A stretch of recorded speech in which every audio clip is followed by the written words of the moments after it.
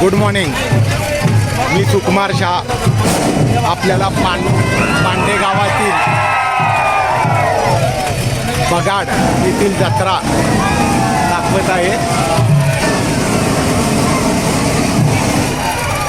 गुलालाची उधळण, भैरवनाथ टेम्पल आणि हे प्रसिद्ध बगाड आपण बघू शकता। बगाडावर किती लोक आहेत। मागं कल सांभाळणारा हे दोघं जे कल सांभाळतात आणि हे बगाडावरची लोक बगाड्याला घेऊन येईल। हे वर रिकाम आहे, बगाडा नाही आता तिथं। आता हे खाली करायला लागले, बैल जोडायचे। बगाड वर उचलायला लागलं गेलं, बघा उचललं गेलं, बगाड चालू झालेला आहे।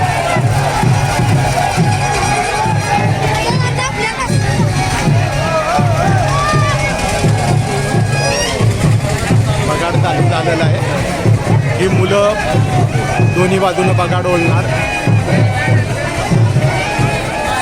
पूर्ण दगडी रथ, चाकं, दगडी चाकं आहेत खाली। बाबळीचा मोठा मध्ये खांब।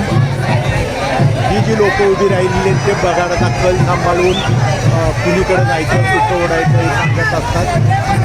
अतिशय जिकिरीचं काम।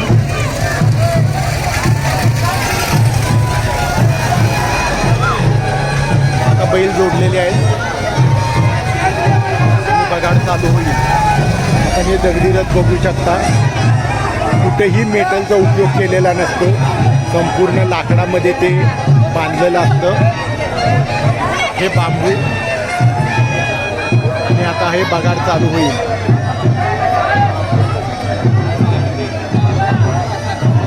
पुढं काळभैरव मंदिर दिसतंय आपल्याला।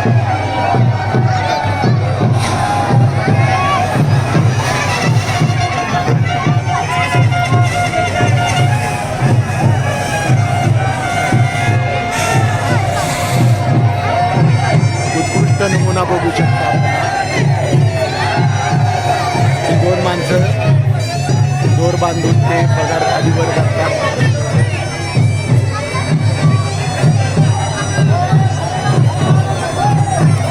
बैलाच्या जोड्या गुलालानं पूर्ण उधळण केलेली आहे।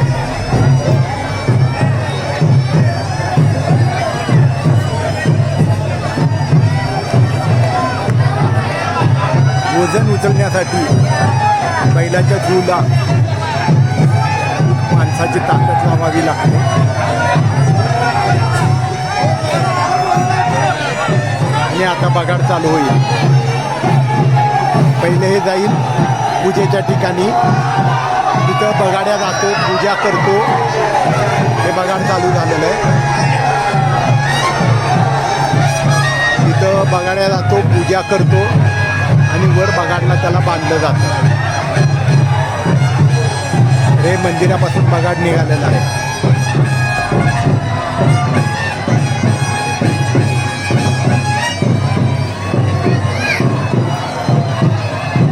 वर वायरी आलेल्या दाडव्या।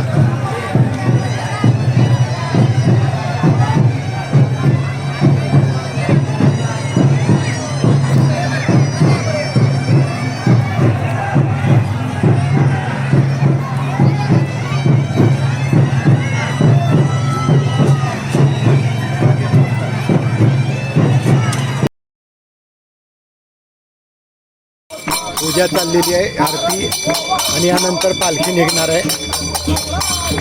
आम्ही पूर्ण आरती मंदिरात म्हणून बाहेर आलेलो आहोत। इथं हनुमान मंदिर, नदीची पूजा। आता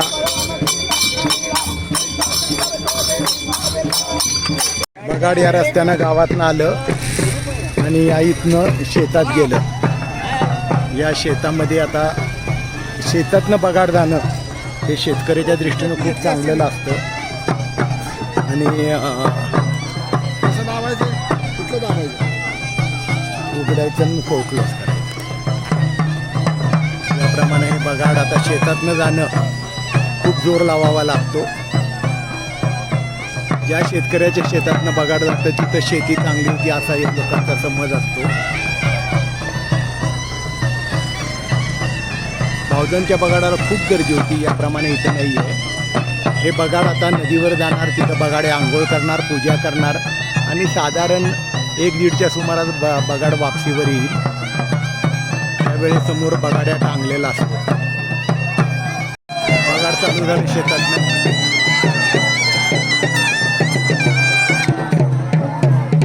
कल पकडण्यासाठी कला बघा. शेतातनं बगाड नेणं खूपच जिकिरीचं अवघड काम आहे.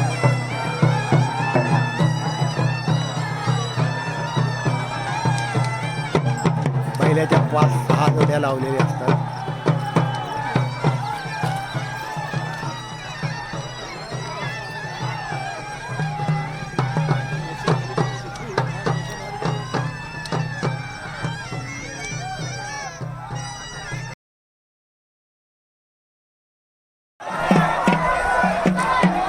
बगाड पळत चालले,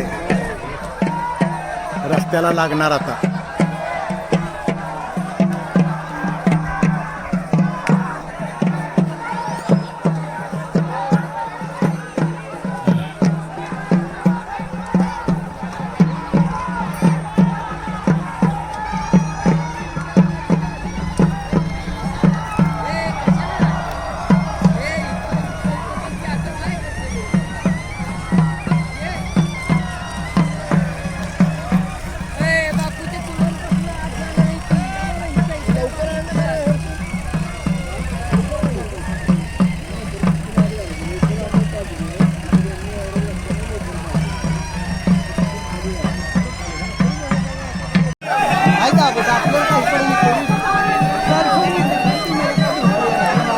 बगाड बैल जुमतायत.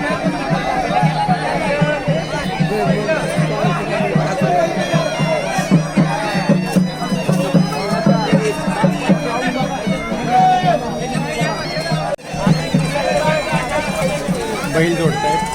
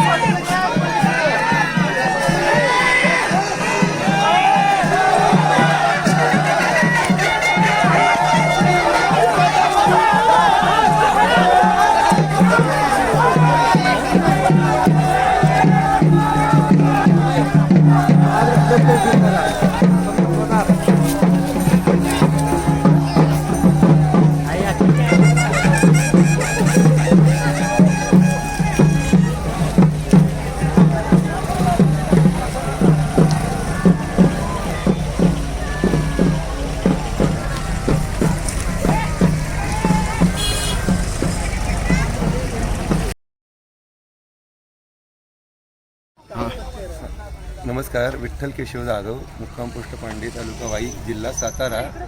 2019-2020ला माझ्याकडे कौल आलेला बगाडाचा की ह्या संदर्भात बगाड घेतलेलं की आपलं संसाराचा गाडा त्यांनी वाढावा, आम्ही तुमचा गाडा वाढावा, तुम्ही आमच्या संसाराचा गाडा वाढावा म्हणून याच्यासाठी बगाड घेतलेलं.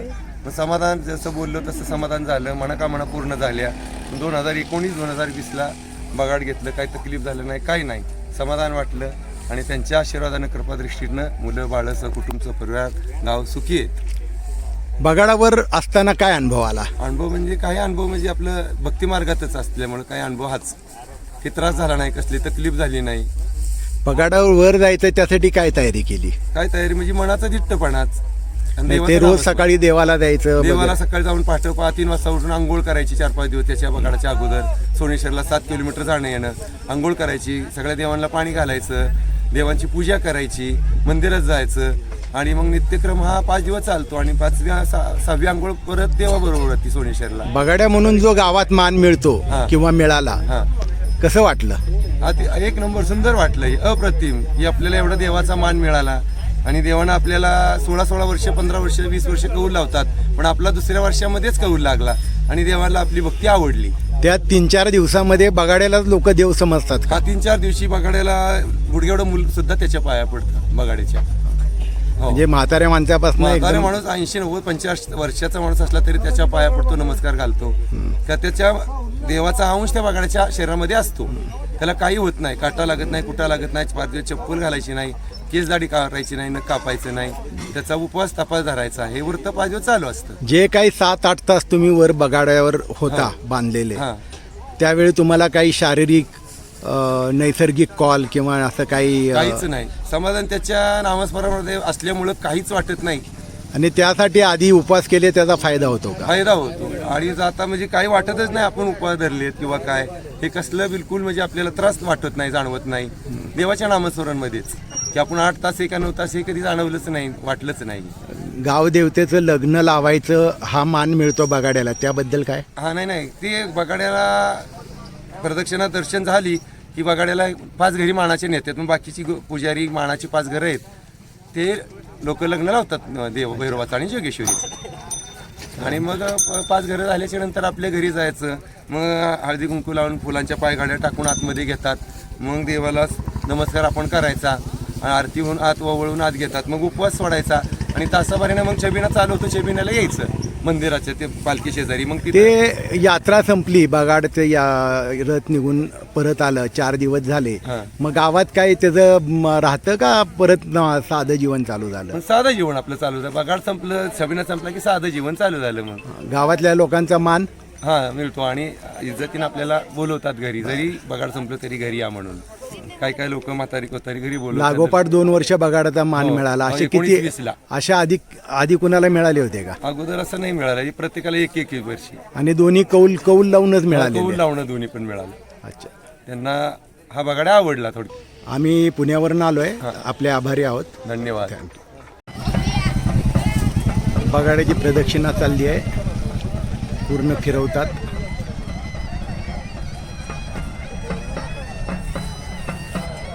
वरची जी बाहुली असती मेन डाम आणि वरच्या आडव्या ह्याच्यामधली, त्याच्यामध्ये ते फिरण्याचं बरोबर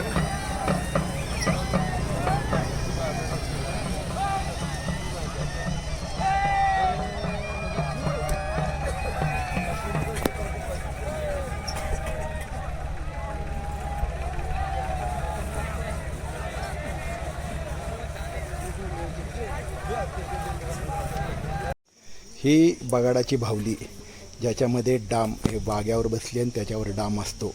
जो फिरतो आपण बघतो तो फिरतो हा पूर्ण लाकडातलं काम आहे. बाभळीचं लाकूड आणि उत्कृष्ट कारागिरी आपल्या लोकांकडं पूर्वापार पारनं कसं डिझाईन होतं ह्याचा एक उत्कृष्ट नमुना. पूर्ण लाकडी. हां, पूर्ण लाकडी आणि बाहुली. इथे एवढं मोठं वजन याच्यावर फिरत होतं. कुठल्याही